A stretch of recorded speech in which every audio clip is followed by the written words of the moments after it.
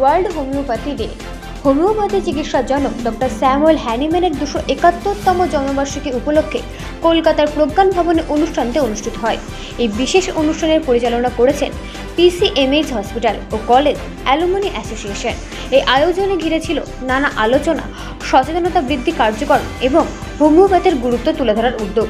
প্রজ্ঞান ফাউন্ডেশনের chairperson doctor Suresh Kumar Agarwal তিনি সংবাদ মাধ্যমকে বার্তা দেন, হোমিওপ্যাথি চিকিৎসা পদ্ধতি একটি নিরাপদ ও প্রাকৃতিক উপায় যা মানুষের স্বাস্থ্য সুরক্ষায় গুরুত্বপূর্ণ ভূমিকা পালন করে আসছে। এই অনুষ্ঠানে সম্মানিত করা হলো প্রজ্ঞান ফাউন্ডেশনের চেয়ারপারসন ডক্টর সুরেশ কুমার আগরওয়াল মহাশয়কে এবং অন্যান্য গুণীজনেরা এবং বহু চিকিৎসক উপস্থিত ছিলেন।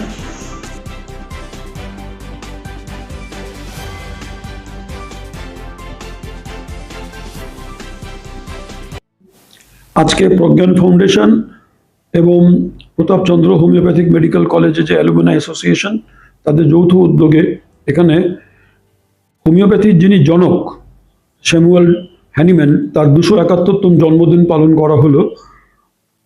এই উপলক্ষে একটা সেমিনারও আয়োজন করা হয়েছে। সেখানে প্রতাপচন্দ্র মেমোরিয়াল হোমিওপ্যাথি কলেজের যারা প্রাক্তন ছাত্র এবং প্রাক্তন যারা টিচার তারাও এখানে এসছেন।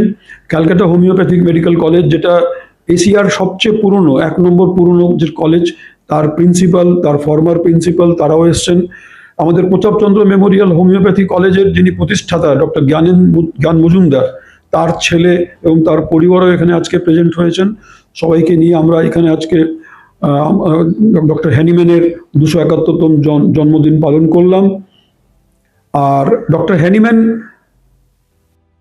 সারা পৃথিবীতে ডক্টর হ্যানিম্যান হিসাবেই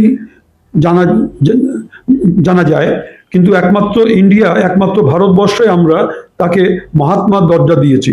মহাত্মা গান্ধীকে বলা হয় এবং মহাত্মা হ্যানিম্যানকে বলা হয়। এই আখ্যা তাকে দেওয়া হয়েছে একটাই কারণে, যে মহাত্মা গান্ধী যেমন অহিংসার পূজারী ছিলেন, ঠিক সেরকম হোমিওপ্যাথিও একটা অহিংসক চিকিৎসা পদ্ধতি। এখানে কোনো রকম হিংসাজনিত কোনো রকম কাটাছেঁড়া এগুলো নয়, শুধু ওষুধের মাধ্যমে এবং খুব মৃদুভাবে যে ট্রিটমেন্টটা করা হয়। তাই তার যে প্রতিষ্ঠাতা, তার যিনি জনক ডক্টর হ্যানিম্যান, তাকেও আমরা মহাত্মা আখ্যা দিয়েছি। আমাকে সম্মানিত করা হলো, সেটা কোনো বড় কথা নয়। বড় কথা হচ্ছে যে হোমিওপ্যাথিকে সম্মান জানানো হচ্ছে। হোমিওপ্যাথি ঘরে ঘরে ছড়ুক, এটা প্রত্যেক বাড়িতে বাড়িতে হোমিওপ্যাথি ছড়িয়ে যাক। এটা খুব সুখের বিষয় যে সারা পৃথিবীতে হোমিওপ্যাথি ভারতবর্ষে যেরকম প্রসার পেয়েছে সেরকম অন্য কোনো দেশে পায়নি। ভারতবর্ষেই সবচেয়ে বেশি মেডিকেল কলেজ হোমিওপ্যাথির রয়েছে, সবচেয়ে বেশি ডাক্তার রয়েছে এবং ঘরে ঘরে হোমিওপ্যাথি এর একটা আদর সম্মান পেয়েছে। এই সম্মান যেন বজায় থাকে এবং আরও বেশি করে লোকে হোমিওপ্যাথি চিকিৎসা করাক, এটাই আমার নিবেদন এবং আবেদন রইল সবার কাছে। Doctor Suresh Kumar Agarwal, director, international institute of lifestyle medicine, Kolkata. ভারতবর্ষে হোমিওপ্যাথি 1810 সালে ডক্টর জন মার্টিন বলে একজন ফিজিশিয়ান ছিলেন বিদেশি, তিনি হোমিওপ্যাথি ভারতবর্ষে নিয়ে এসেছিলেন এবং এটা প্রসার পেয়েছে যখন উনি পাঞ্জাবের মহারাজা রঞ্জিত সিংয়ের ট্রিটমেন্ট করলেন। ওনার ট্রিটমেন্ট কোনো পদ্ধতিতে হচ্ছিল না, তখন ডক্টর জন মার্টিন ওনার চিকিৎসা করলেন এবং এই চিকিৎসা করার পর থেকে যখন মহারাজা চিকিৎসা করলেন রঞ্জিত সিংয়ের, তারপর থেকে হোমিওপ্যাথি সারা ভারতবর্ষে খুবই জনপ্রিয় হয়ে উঠল।